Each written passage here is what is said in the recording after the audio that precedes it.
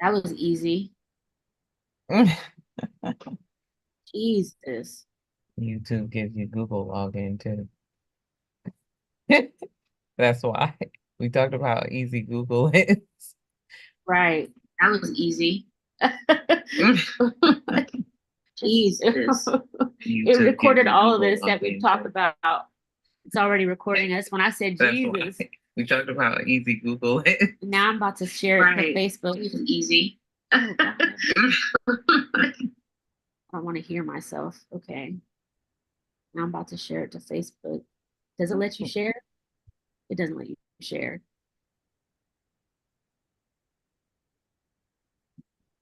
Facebook is just possessive. Right.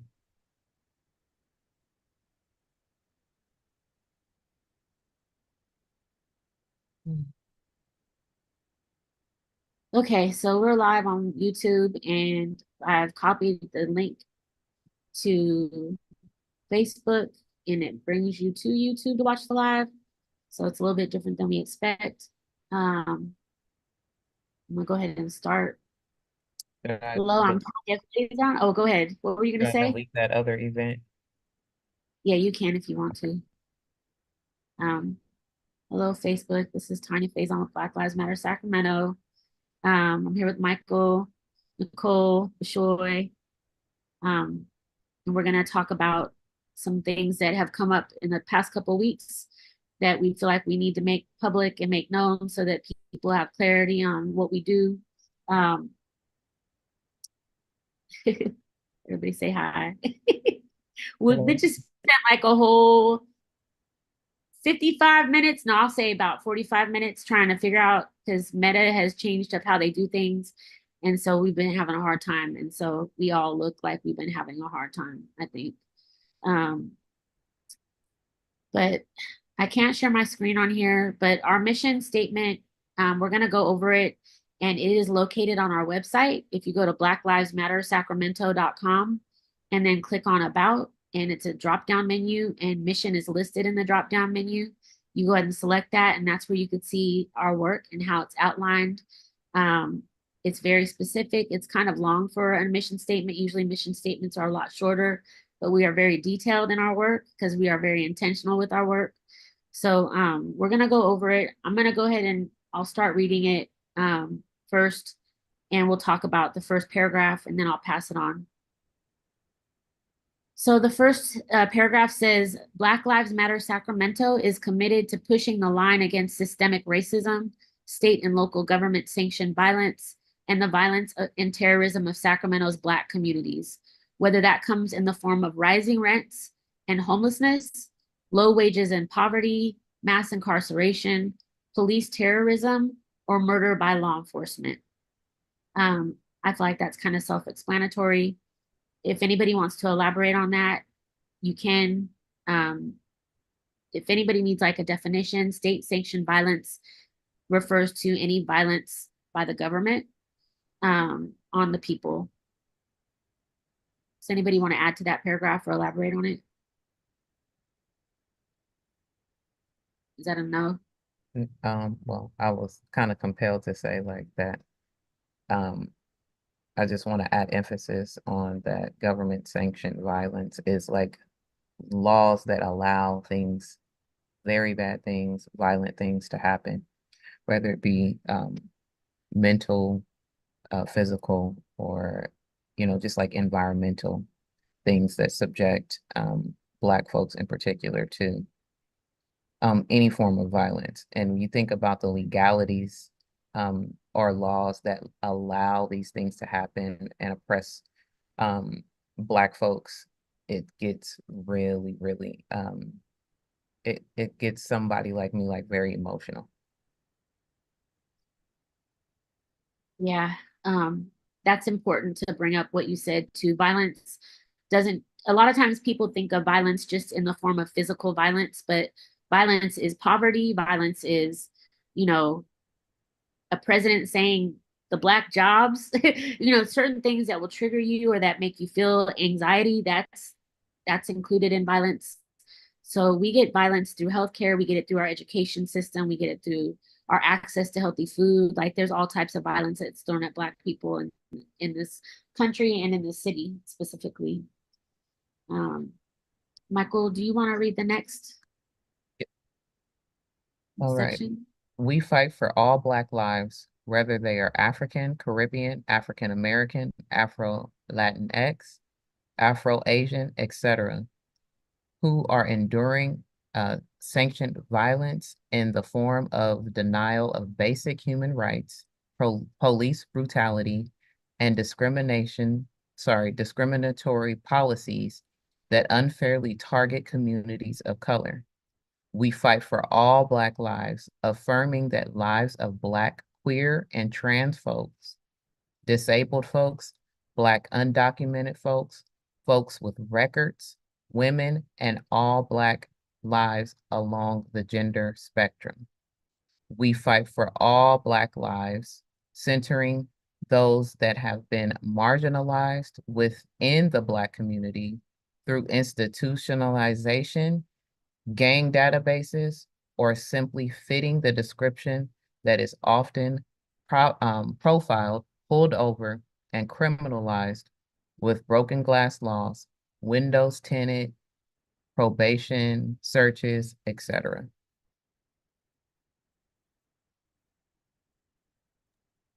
So, do you want to elaborate on that, anybody?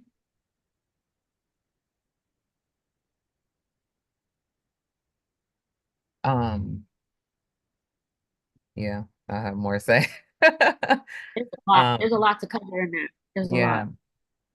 like Blackness is definitely a spectrum, right? And one thing that really stands out to me is um that we are centering those that have been marginalized within Black communities. Um, and to move on, I mean, to go on to describe like what may impact those specific people. And maybe there's like a continued discussion that can happen around like what that means for us as Black folks, right? Because others may not necessarily understand it, but we understand it. The the hierarchy or the elitism that exists within the Black community that further marginalizes Black folks and creates an even more violent isolation from the public and even within our own community. So I think um, that's really powerful because then it really does cover just everything else that is mentioned from from the very beginning. And just some examples. I mean, just to bring a visual to people. Um, a lot of times when someone gets killed by law enforcement, the fight is either strong or it's weak with the people like uniting around that person based on their ability to relate to them. And so oftentimes some people will get overlooked or not fought for as hard by the community, or many folks don't come out because that's not relatable. That person might have been someone that grew up in a bad neighborhood and might use slang that this other group of people doesn't use. I know when Sandra Bland was killed, a lot of women stepped up because it was a woman that was killed by law enforcement. And so Tamir Rice, when he's a child, so a lot of people came out for that because everybody loves children, and the more innocent you are, the more people want to fight for you. And I also seen with allies, like we've got a lot of queer and trans folks that are in our ally spaces that only come out when we're fighting for somebody queer or trans. And so I think this is to emphasize that all Black lives matter and that we can't just look at relatability when we fight for people. We have to center people that need our fight, regardless of how you are relating to them or if you empathize for them more. We need to learn to, have empathy for all. And that goes in all spaces with Black folks and other folks. So yeah. I know we get a lot of times people will say BLM doesn't, they don't like men. Like that's all we fought for. Every time I've hit the streets, except for one person, Gabby Navarez, she's the only person that we fought for that was not a man. But we fought for over 20 Black men in this region.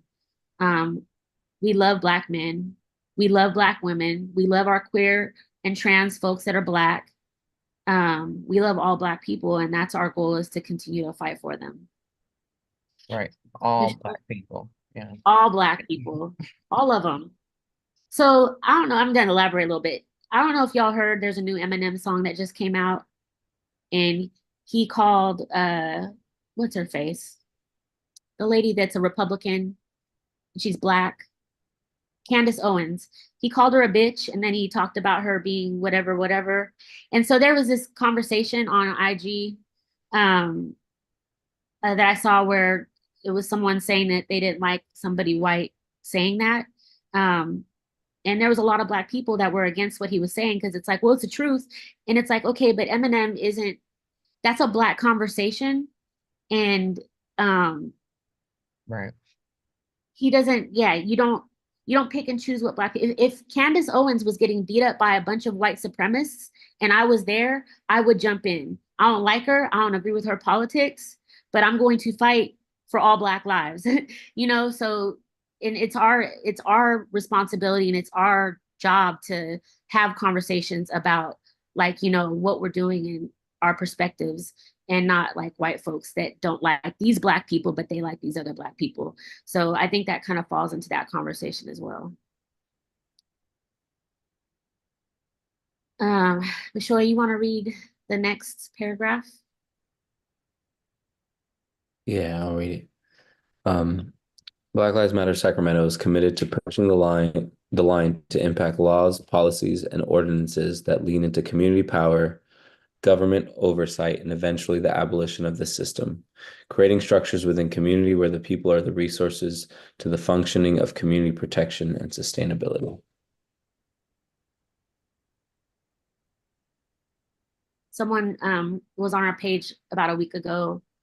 We put up a request for donations, and somebody came to our page and asked us what we're doing about making sure people get out and vote. And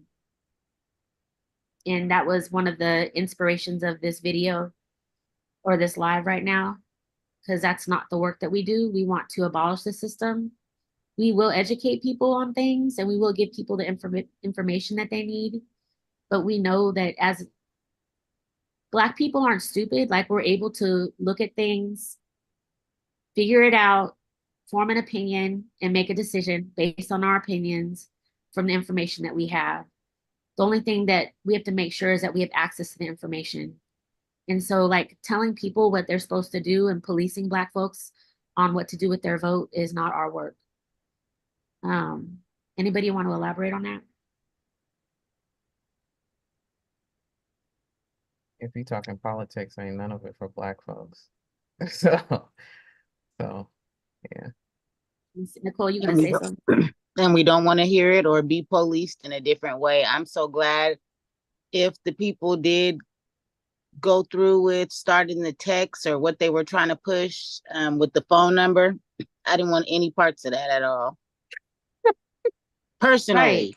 Personally. So why would I push it on somebody else? Yeah. Makes no sense. Everything is so mechanical right now. It's like there's so much going on in the world. And I'm saying the world. I'm not usually an international, and I know I need to be more like that, but I have in the past, I have not been big on, like, at first I started off like studying federal stuff, and then I got real local, and that's where I kept it. But like right now at this pivotal moment, there's so much going on internationally that is so complex that you can't just go around saying vote blue. Like, and that doesn't mean we're saying vote for Trump. If we're saying don't say vote blue, like, this is where we're at, where people are at this either or stage. They're like, oh, if you're criticizing Biden, then you must like Trump. And it's like, it's not that basic. It's not that elementary, And so I think that's where the education comes in. Like, we need to be educated on what's happening, and we are here for that. But as far as like Black people and their vote, you can withhold your vote as a form of protest. You can withhold your vote because you don't like none of the candidates. You can vote for Biden. You can vote for Trump. We're not going to tell you who to vote for, because we believe that your Black behind knows how to read, learn, form an opinion, make a decision, and then do what you're gonna do. Yeah, to assume that we have to tell folks or teach folks what they need to be doing or who they need to be voting for is assuming our ignorance. I feel like that's just horrible. It makes Now me it's really one angry. now it's one thing to like the AB, the laws that they put out locally, well, some nationally too, but it's one thing to when they put that out to trick you into, because they put a lot of information and all of it's not the right information. So there's one thing to inform and then to push. Right. So I'm with the inform, but usually when Black people want to be informed, they go looking for it. We don't wait. Right. That's where the educate yourself comes in at. So Right. So And yeah, we also have the risk of safety that's at like the forefront. So more importantly, we have to get our people to the polls safely. We have to worry about security. We have to worry about things like access and things that are limiting folks' ability to actually vote. There are opportunities for us to share information, but we are not here to persuade your political viewpoints. We're only here to raise awareness and to support the safety of your decision. that's it. Destroy, what do you want to say? No, yeah, I mean, I agree. I think that also we're not here to sustain any systems. Like I think that Right. part is important. Like voting, not voting, at the end of the day, our goal is not to maintain or to change or persuade systems. It's ultimately for the abolition of these said systems. So in the way we move, the expectation is however way we're moving, whether it's impacting certain bills in place, whether it's supporting certain government oversights, the expectation is not that we're creating change or some type of reform, right? I think that's the key pieces. We're never looking at reform. We're looking at abolition, just making sure that as this building's burning, we're getting as many folks out the Right. building as possible, right? But we Right. still lit the fire, but we're just making sure folks get out of the building. Ooh, man. I love that The building is analogy. fire too. Right. The building is on fire. We're here to help people get out of the fire. Yeah. It's on fire. Like it's Yeah. burning. People don't even realize like the That we connection. all in the street Right. Yeah. and the Yeah. cars Okay. is coming.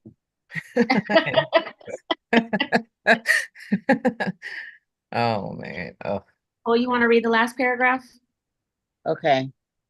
Lastly, Black Lives Matter Sacramento is committed to bringing joy, healing, and safe spaces into Black communities that are the most impacted and terrorized by sanctioned violence and intra-community violence. Now that's deep. yep. Yeah. And that's another biggie. Well, not recently, but in the past, people have been like, well, what are you doing about Black on Black crime? I mean, people don't, we need to look deeper at the root of problems and realize that all of it falls under white supremacist leadership and government. Like our violence that we endure is all a result of white supremacy, and what we have access to, what we don't have access to, where we live, the experiences that we experience where we live, survival, trying to survive. Some people acclimate to white supremacy in order to survive, so yeah, it's really important. Joy and healing is necessary. Anybody else want to elaborate on that?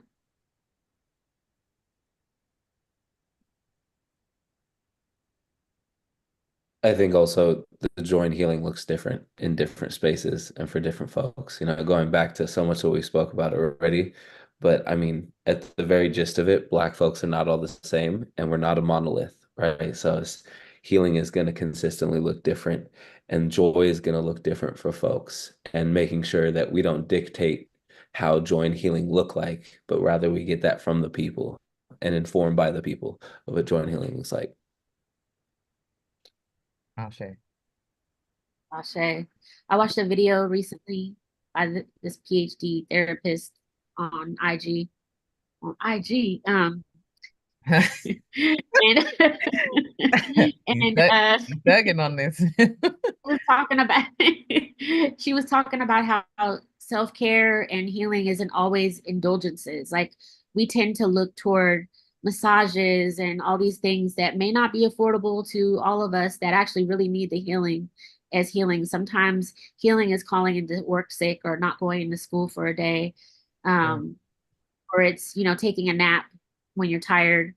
Um, being around people that you care about. Like sometimes healing comes in those forms as well. And that it shouldn't always be looked at as something like, getting a foot massage or a back Mhm. massage or a spa day or something. So Yeah, that's important. It falls in line with what Bishoy is talking about, how it looks different for everybody. right. Because sometimes those things are like are even more work, right? To get done, to plan, to acquire, to get to have access to, whatever. Um, and um, not many marginalized folks are have access to those privileges.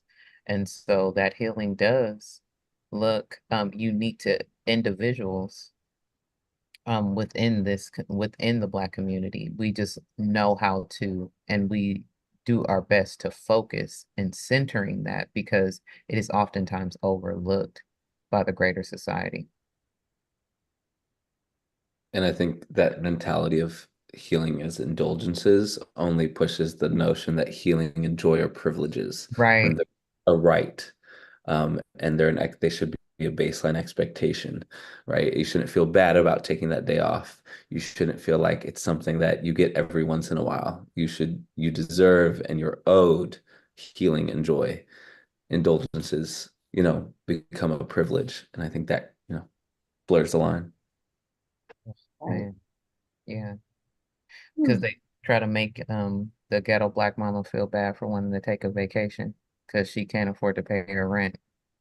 The Or reality is forget what else done with minimal amount of money. Like, she need to take a vacation first, actually, because she probably working two jobs and she's got these kids to take care of, and no matter what the circumstances are, and we're not here to pass judgment on the circumstances, just to provide the space of safety and liberty for that person to explore opportunities that aren't necessarily afforded them or even presented in their path. hmm, Yeah, I love it because it's, to me, well, I guess we've said this too, that it's just that radical thought, but to me, growing up, it was reckless, So to think like that, to just think that I have the the privilege of wanting to have something that I wasn't necessarily born into. It's reckless of me to expect that I should have that. But to Bashoy's point, joy and healing are a right. right. We can't control all the other inflictions. These are the things that we can actually have a hand in controlling. The stereotypes, um, the historical stereotypes of Black laziness and This is a just crock really of ridiculous, bullshit. crazy stuff. Well, I mean, we haven't been lazy since we got here. Like we Right. helped build the free country.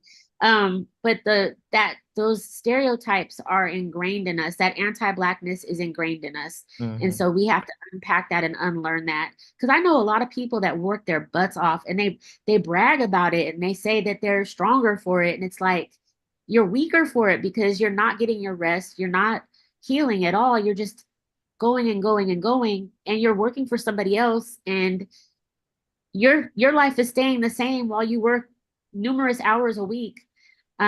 So yeah, healing is important, even if it means sitting in the car for 30 minutes when you get home before you walk in the house and deal with what's going on in the house. Like, It's also knowing that that's not the only way to experience your joy, too, right? So being open to maybe someone is just happy working all the time. Okay, fine. but don't put that on anyone else and that expectation onto them, because that should not be the baseline requirement. No. Sometimes that's an escape, Yes, that is true. and I think that white people would like to see us put our money, or they would say why we don't have money is because we don't put that money in a bank account somewhere where we don't deserve that luxury that they take their family on every year, that they look forward to for whatever reason. They can send Sally off to Summer what do you camp, call that, school or whatever. boarding school. No. Yeah. So I don't know. Someone said not long ago something about things being accessible but not really accessible. So we may want to do that for our families, and the way things are dealt, we barely paying people, or there are families out there that are barely paying their rent, keeping their lights on Yeah. and everything. And just to have that and have family together, most Black families, or at least we did, that was joy, that was being happy. Just to have all the little cousins around to watch the TV and have cookies and whatever we had, just because we had that togetherness, because they expect us not to have that. It's That's also just, the idea of doing that stress-free. Like, is yes, that a reality? yes, yes, And I think it takes away the responsibility and accountability of these systems. yeah, Right. Because, yeah, you might be putting some money into spending and buying a new pair of shoes, and folks are saying, why didn't you put that into rent? Well, why am I paying for housing? Why am I paying this amount? Why am I paying any amount at all if we're just keeping it a buck? Why am I spending thousands of dollars to make sure that I'm healthy and go to a doctor's appointment where the doctor doesn't even care? If we just being honest, like, I think it takes away, it hones so much on personal responsibility, which should be there, right? And there's no taking away personal responsibility, but the collective accountability that these systems don't Right. even allow us an option to experience joy in some of those material things, right? And I think going back to like a piece that you said of like really focusing and finding out what that joy and healing is for you, I think it's so important, because if you don't, I think inadvertently or advertently at times, you're stealing other folks' joy, right? And I think of that in workplaces, right? Or someone who's like, oh yeah, I haven't taken a day off. Even myself, I'm guilty of it. Oh, I haven't taken a day off, but I'm recognizing that the joy of others is something that's now being taken from them because I'm not experiencing joy and healing, right? And just as humans, we need it. So holding yourself accountable to that component as well. That's that inter-community violence, that we experience. It. Yeah. Of course, it manifests to something greater, unfortunately, at times, but it's simply that because I don't have and you do, now I need to get it from you. And in terms of proximity, you're so close, why not, And especially if you don't have access to transportation or even the knowledge of somewhere that has more. Of course you're going to steal from your neighbor. Of course you're going to harm your neighbor. Because it's survival. Yeah, it is. And us being able to recognize that one does exist, but two, that it doesn't make our lives any less valuable is what is most significant. We have to unpack it, unlearn it. We Yeah. have to unlearn what's been taught to us, because we are guilty of it. Like, I know I had to really sit, like, okay, when I rest, it's like, oh, you feel guilty for resting, Yeah. And it's like, we have to unlearn that behavior. Normalizing leisure.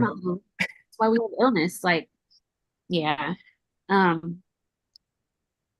So there's some things that were not named in our mission. It's because we don't do that work.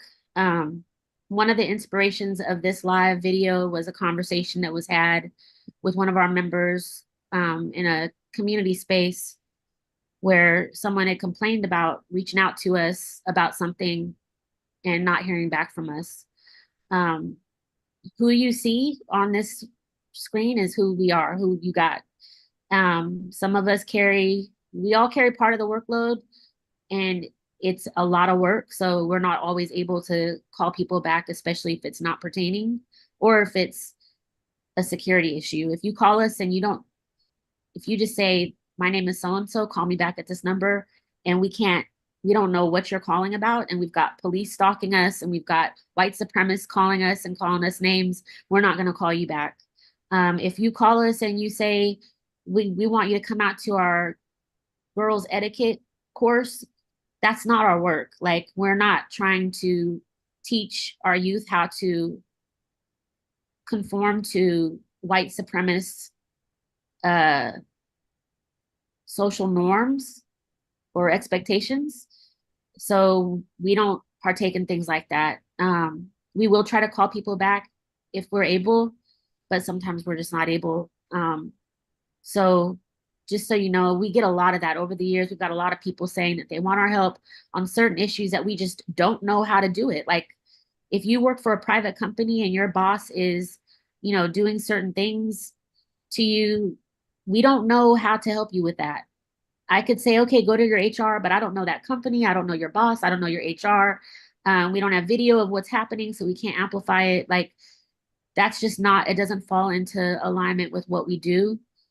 There are organizations that will assist you with different things, and they have legal teams that will help you, like the NAACP has that type of setup. But BLM Sacramento, we fight the violence of our society. We fight for equity in the system. We fight for the abolishment of this system, and we fight for healing and Black joy. So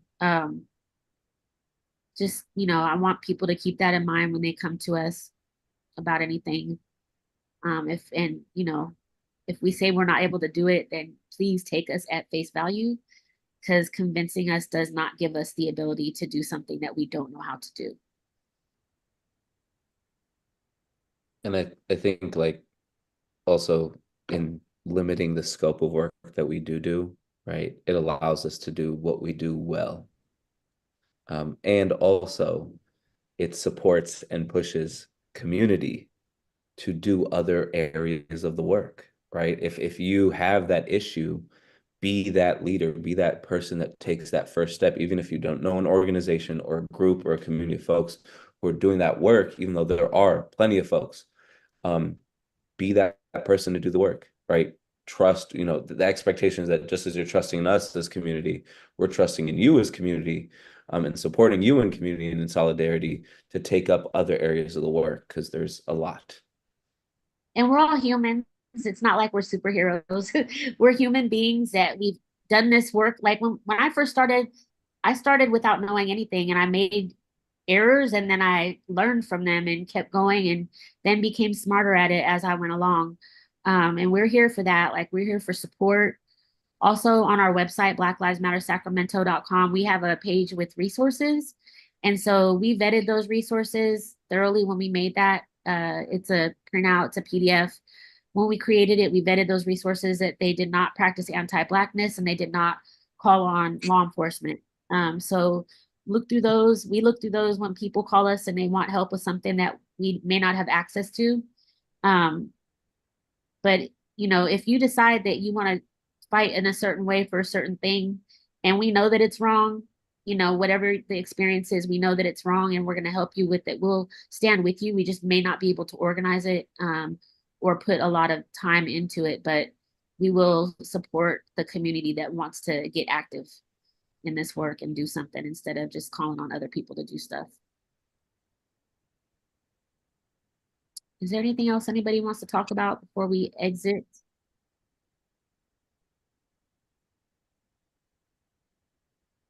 Go out to the garden, visit the garden. What's the address? 3229 Martin Luther King Jr. Boulevard. It's across from Flowers Fish. It's in the wooden fenced area that's set back off of the street. We're out there Saturday mornings. During the summer, we're out there Saturday from 10 a.m. to 12 p.m. That is a healing space. Even if you want to come out there and just sit on a bench while we all work, you could do that.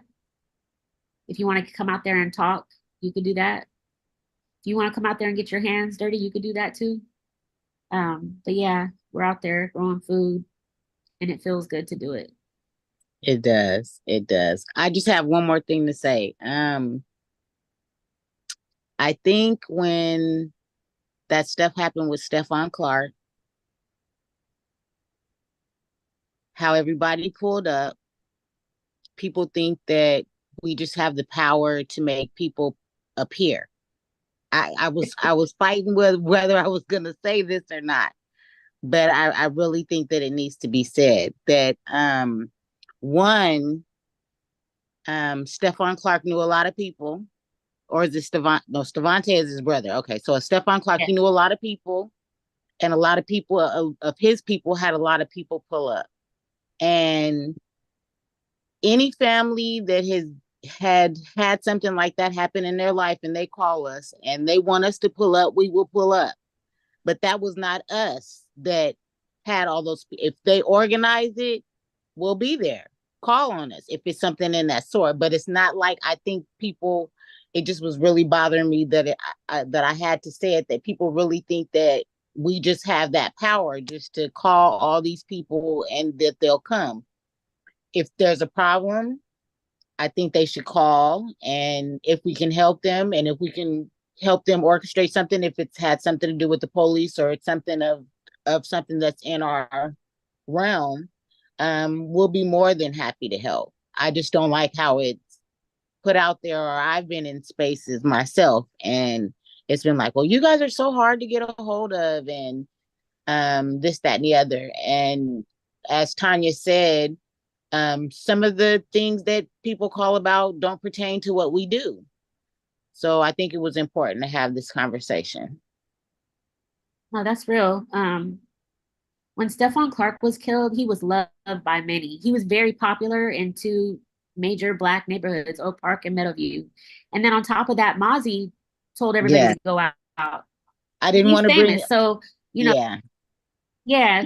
So that, and that same year, 3 months later, somebody else was killed. Brandon Smith was killed. And 3 months after that, Daryl Richards was killed. And 3 months after that, Marshall Miles was killed. But they didn't get the attention that Stephon Clark got. And it's not like they deserve it, but Yes. it's not something that we have control over. We try our hardest to amplify. We try our hardest to get people to come out. But it's going to be based on people's, like I said, relatability, if they can relate, or how popular, how known somebody is. And it's sad that it's like that. Like, honestly, what I would encourage people to do is, when we do tell folks to pull up, pull up, pull up, no matter who it is. If you relate to them or not, just pull up. You could be like, oh, he was a hood dude, and so we don't like hood dudes. He doesn't deserve to die, so just always pull up. That way we're ensuring that every family is getting the fight that they deserve for their loved one, because everybody deserves it. And a lot of families, they see all this and they're like, how come no one's coming to my son's event? And that's sad. It's sad, and it makes me want to work harder, and I do, but we can't force people to do things that they're not doing. So we encourage folks to pull up when the call goes out. Yes.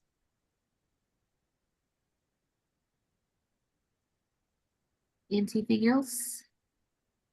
Follow Black Lives Matter on Facebook, IG, All the places. yep, Twitter or X. Help us out with this work. We're coming out of pocket. We've been coming out of pocket just to continue to grow food and stuff. Help us out, donate, blmsacramento.com or blacklivesmattersacramento.com. They all go to the same place. Click on donate and donate, set up a monthly donation. If you can't come out and help, then please set up a donation. If you're non-Black, actually, if you're white, to be more specific, if you're white and you want to, and you say that you support this movement, then help us monetarily. We need help with the work. We need to be able to sustain. We need to pay our bills. We need to build things and create things, and expand our work. So please help us out.